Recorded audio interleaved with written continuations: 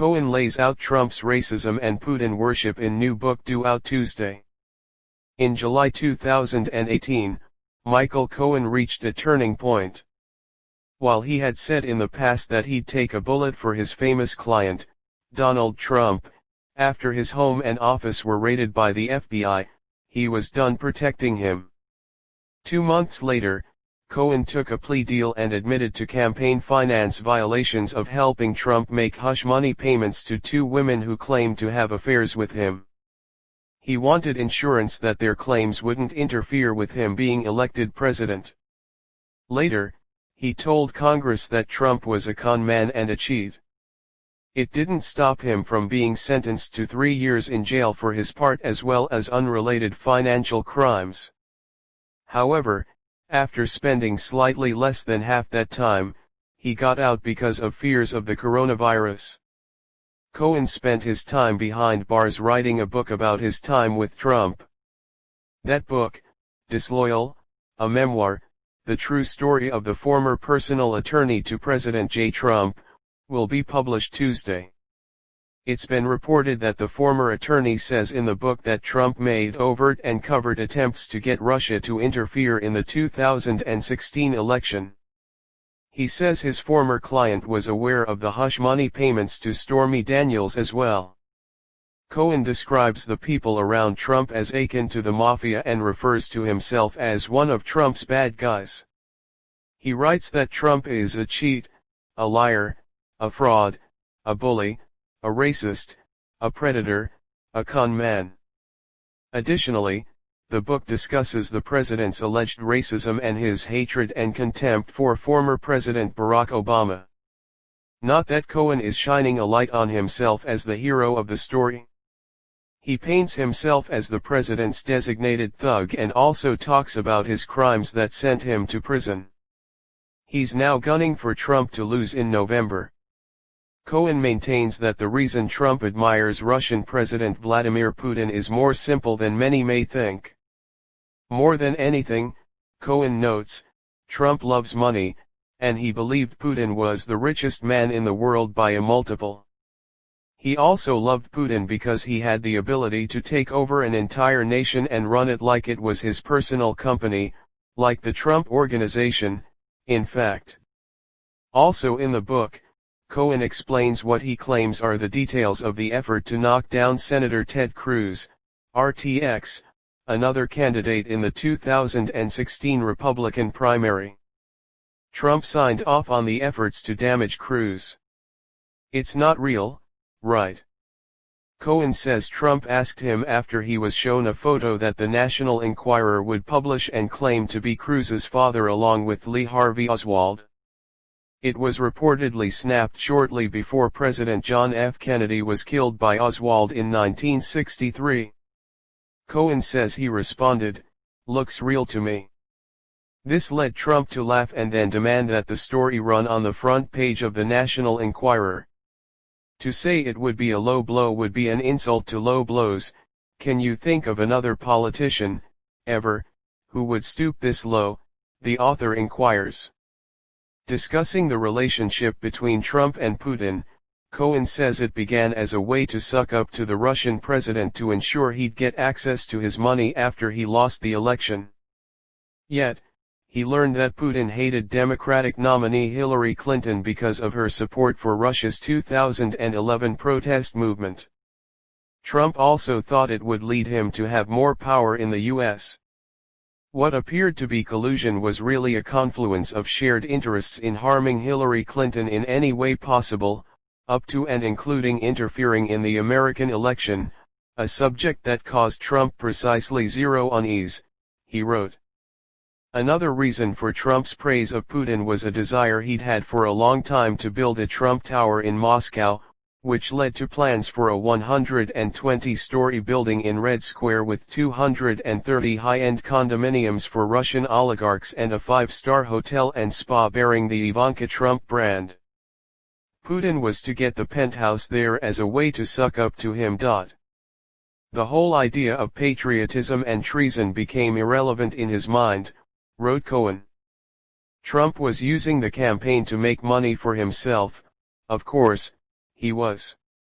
While Trump denied the project, Cohen told Congress about it after his plea deal. He did a lot of work on the project because Trump's adult children on the project didn't like Felix Sater, a Russian-American developer who was a liaison with the project. Additionally, Cohen described the partnership between Trump and the chief executive of the National Enquirer's parent company American Media, David Pecker. He's also a longtime friend of Trump's and shared the attack on Cruz with Trump before it was published. What the former attorney finds by far the more insidious and dangerous development of the last cycle, and the most threatening for 2020, is the disinformation campaign that was run by Pecker and others. Along with targeting all of Trump's 2016 primary opponents, the tabloid also helped him out by paying Karen McDougal, one of the two women who'd accused Trump of having an affair with her, to publish her life story, then sitting on it. This kept her story locked up and out of the press. Trump agreed to pay Pecker the $150,000 for McDougal's story, but Cohen notes he never did. After Trump agreed to pay Stormy Daniels $130,000 in hush money, he and Trump Organization CFO Alan Weisselberg strategized on how to pay her without attracting attention. The CFO suggested finding a friend of Trump's to front the money, where it could be under the guise of paying for a Mar-a-Lago golf course club fee. Cohen suggested that Weisselberg put up the money himself, and Weisselberg went white as a sheet, like he'd seen a ghost, wrote Cohen. Cohen ended up paying it himself by taking out a personal home equity loan, though he assumed Trump would probably never pay him back. Stuck with a tab for Trump's sex romp in a hotel room in Utah a decade ago, Cohen questioned, "This was the job I loved."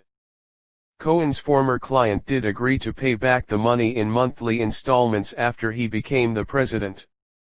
He'd get a tax break and legal services along with the money, so he'd be ahead financially, according to the former attorney. He also wrote about Trump's alleged racism, saying he was dismissive of minorities.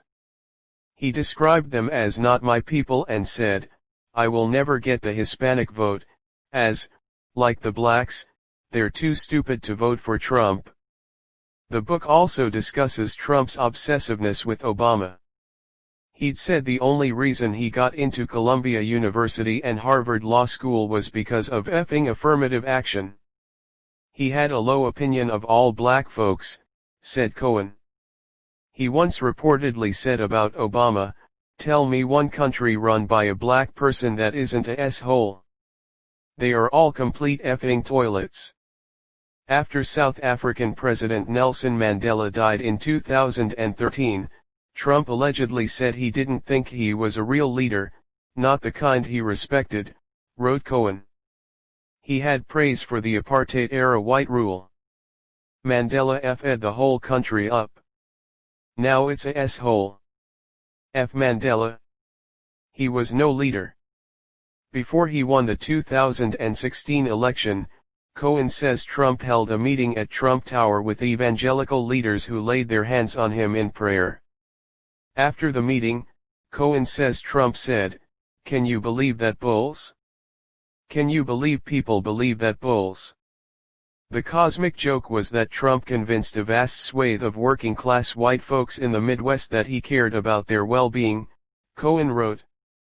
The truth was that he couldn't care less. There's also mention of his crude comments toward women. He commented once on Cohen's daughter, who was only 15 at the time, "Look at that piece of A," adding, "I would love some of that," after she finished a tennis lesson. There was also a visit to a Las Vegas club in 2013 with Russian father and son Aras and Ermin Agalarav. They watched a strip show that included a simulated act of one person urinating on another, who pretended to drink it. Cohen says Trump watched it with disbelief and delight. The book ends with Cohen telling readers, "You now have all the information you need to decide for yourself in November."